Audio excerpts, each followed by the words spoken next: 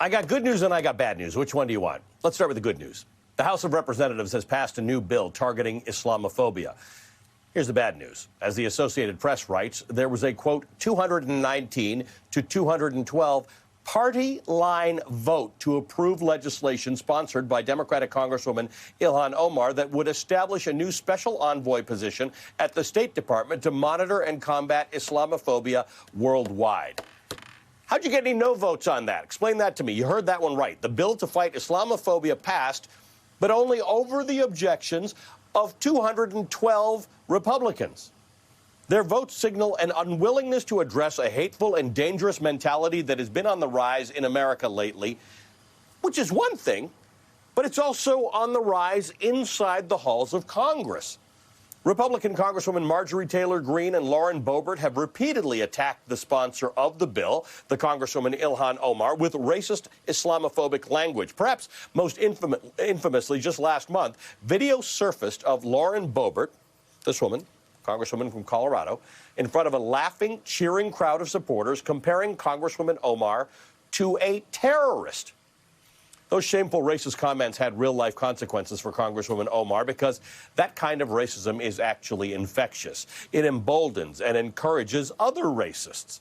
Congresswoman Omar presented evidence of that fact in a chilling press conference where she played a voicemail that she received in the wake of Lauren Boebert's anti-Muslim attack. Democratic Congresswoman Ilhan Omar of Minnesota joins me now. Congresswoman, thank you for being with me. I always appreciate when you take time, but it sickens me that this is the topic we're talking about. You've been involved in politics for a long time. You've heard the insults. Islamophobia is not new to either you or me. But this threat, this threat that you got, this voicemail that you played out, it had a different and much more chilling nature to it than a lot of the stuff we typically face. Yeah, it's really great to be with you, Ali. The way that the caller really used a lot of the language that the members of Congress have been using in their trafficking of Islamophobic and anti-Muslim tropes was the chilling part, because oftentimes we seem to think or want to think that these are isolated situations, that there is, an individual that is hateful, that they're acting on their own. But in this case, we could directly see the correlation between the propaganda and the conspiracy theories, the hatred, the vitriol that members of Congress are putting out there, and how that is impacting members of our society to act in a hateful way. And that in itself is very dangerous, because we can directly see the incitement of that hate that could ultimately turn violent. Now, if that happened in my place of work at NBC, I would report it to a boss, and someone would be dealt with, I think, quite swiftly and probably fairly harshly. It's not how it works in Congress. No, and unfortunately, Islamophobia really is one of those kind of bigoted things that are still allowed to be debated and to be disregarded.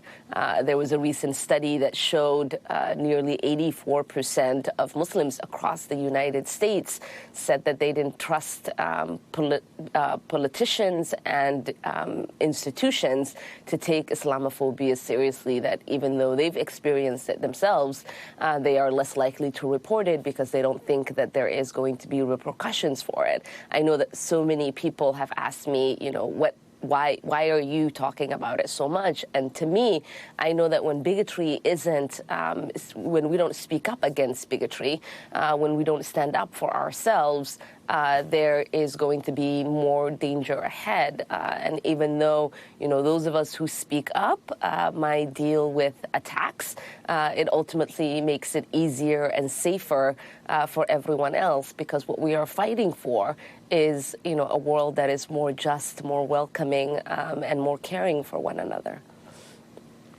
So your bill, which passed the House without the support of any Republicans, I don't really understand, because it doesn't. It's not a zero-sum game. It costs nobody anything to have supported your bill. What was the argument against voting for it? Did anybody say, hey, I otherwise am against Islamophobia, I just can't really get behind this bill because ...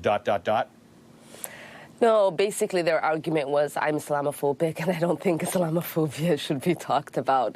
They kind of defended their reasoning for voting against the bill by showing their bigotry, which was really something for the American people to see and to hear. One Republican member ended up getting rebuked on the House floor and have his words taken down by the parliamentarian.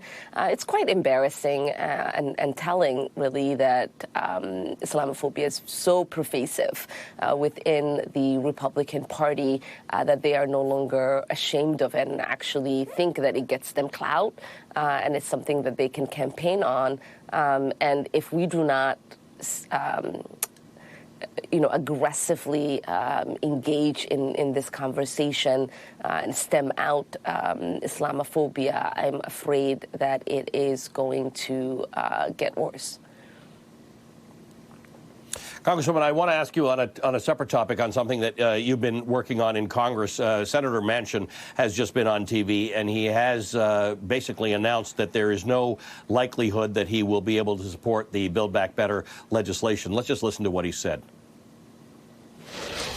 You have the debt that we're carrying at $29 trillion. You have also the geopolitical unrest that we have. You have the COVID variant. And that is wreaking havoc again. People are concerned. I've been with my family. I know everyone's concerned. So when you have these things coming at you the way they are right now, I've always said this, Brett, if I can't go home and explain it to the people of West Virginia, I can't vote for it. And I cannot vote to continue with this piece of legislation. I just can't. He goes on to say, I've tried everything humanly possible. I can't get there. Brett Baer, the anchor, says, you're done. Manchin says, this is a no. On this legislation, I have tried everything I know how to do. Your response to that? I mean, we all knew that Senator Manchin couldn't be trusted. The excuses that he just made, I think, are complete bullshit.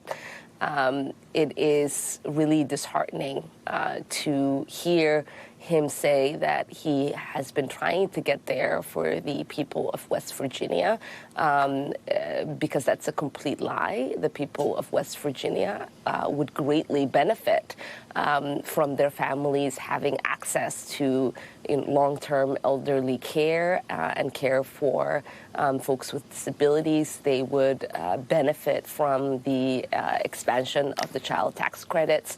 They will benefit from having access to pre-K. There are just so many things that the people of West Virginia desperately need. And we know that he is not working on behalf of their interest. And I really am just completely disappointed and disgusted by his reasoning.